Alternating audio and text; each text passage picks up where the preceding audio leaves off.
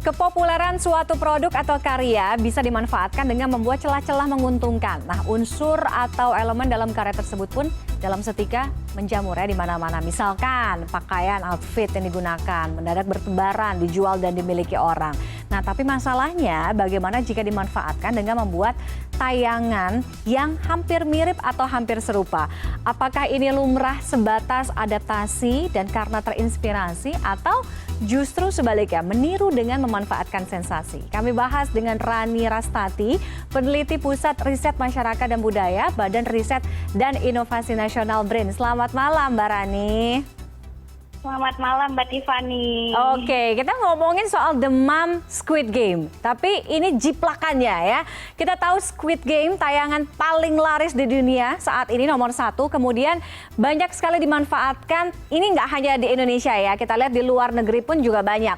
Membuat memasang etalase pajangan boneka itu kan. Boneka Squid Game di mana-mana di pusat perbelanjaan. Nah kalau di Indonesia mungkin tambahannya tes CPNS gitu. Nah, yang terbaru adalah yang lagi rame banget tayangan salah satu sinetron yang katanya itu mirip sekali dengan Squid Game. Nah, Mbak Rani melihat hal ini sebenarnya sah-sah aja karena ini memanfaatkan mumpung momennya gitu ya, lagi panas-panasnya atau sebaliknya justru merugikan dan mencoreng industri kreatif. Oke Mbak Tiffany, jadi pertama-tama kita harus membedakan antara plagiat dan juga terinspirasi gitu ya. Squid Game ini kan muncul sehingga memicu banyak konten yang terinspirasi dari Squid Game. Misalnya ada versi Squid Game low budget di Ikorodu, Nigeria, dan juga banyak produk-produk kuliner yang menawarkan makanan ala-ala Squid Game misalnya di Inggris dan juga di Singapura. Tapi yang perlu kita ingat adalah meskipun terinspirasi, brand-brand Squid Game ini kita masih bisa lihat gitu ya. Kalau misalnya di versi low budget dan juga untuk makanan konsep Squid Game. Jadi konsepnya ini mirip dengan cosplay.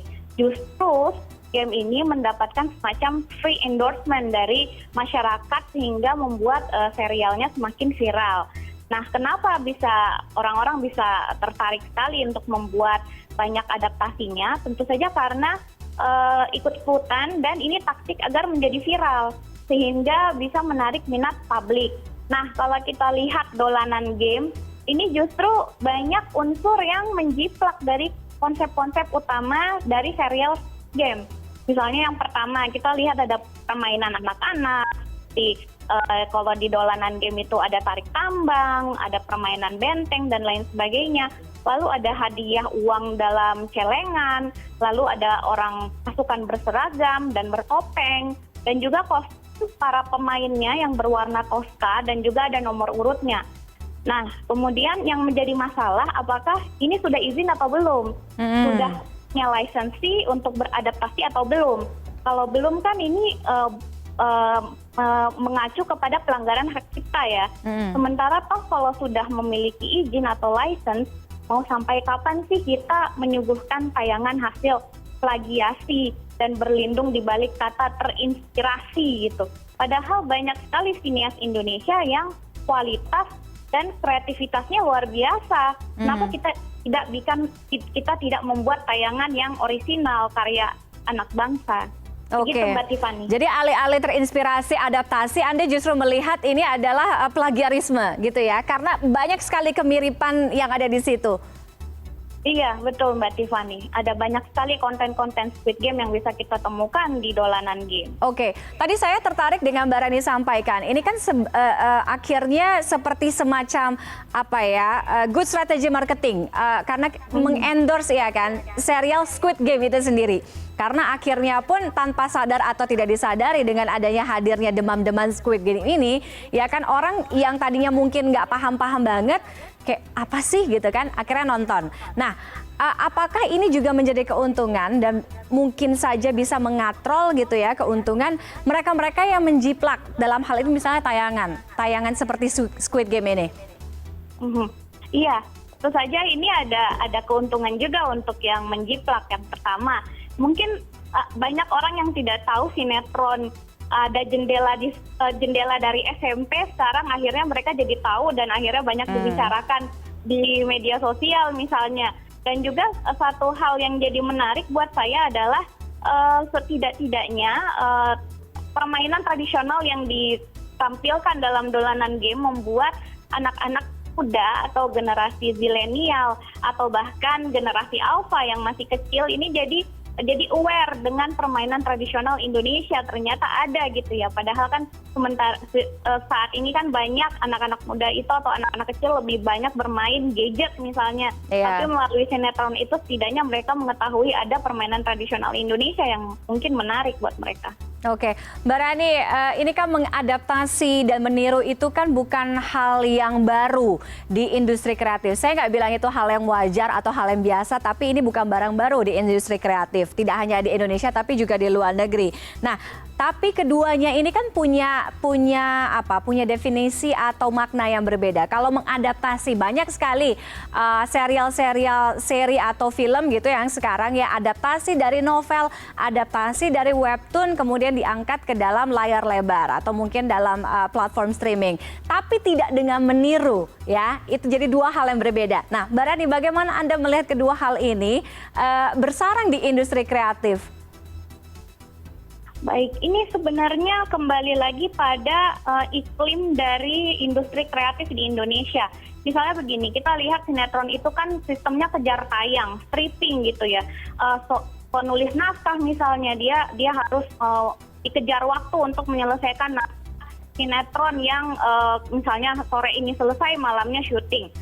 Hal ini yang tentu saja membuat para penulis skenario dan naskah ini seperti kesulitan untuk mencari ide-ide segar, sehingga ini membuat terjadinya plagiasi yang bersembunyi di balik kata terinspirasi. Dan juga kita juga harus memikirkan agar industri kreatif Indonesia ini untuk meraih iklim yang baik tentu saja caranya dengan memberikan kesempatan kepada artis sinetron misalnya untuk memahami peran, untuk memahami karakter, memberikan mereka waktu untuk mendalami perannya sehingga kualitas acting yang disajikan ini memiliki kualitas yang mumpuni.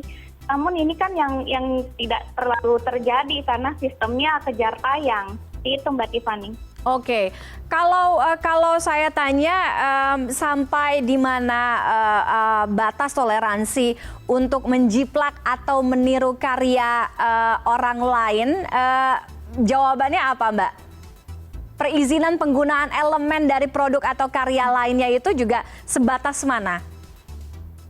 Kalau buat saya itu adaptasi ini yang utama adalah ada sah izin atau sudahkah memiliki license atau tidak. Kalau sudah memiliki izin atau license, maka hak cipta itu dapat direproduksi dan tidak ada masalah hukum di sana. Sementara jika sebuah karya diplak dengan 100% misalnya tanpa ada izin, tentu ini menjadi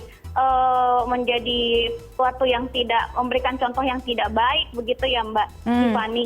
Yang penting kan adalah copyright-nya itu bagaimana dan plagiasi itu bagaimana. Kalau misalnya di dunia akademis, Turnitin atau software yang melacak plagiasi itu maksimal 25% dari karya ilmiah yang boleh memiliki kemiripan dengan karya ilmiah lainnya. Namun di industri kreatif saya rasa ide besarnya mungkin boleh mirip, tapi elemen-elemen di dalamnya tentu harus memiliki variasi yang berbeda sehingga masyarakat juga yang menonton bisa mendapatkan hiburan yang berkualitas yang tidak hanya sekedar menghibur namun juga memberikan edukasi.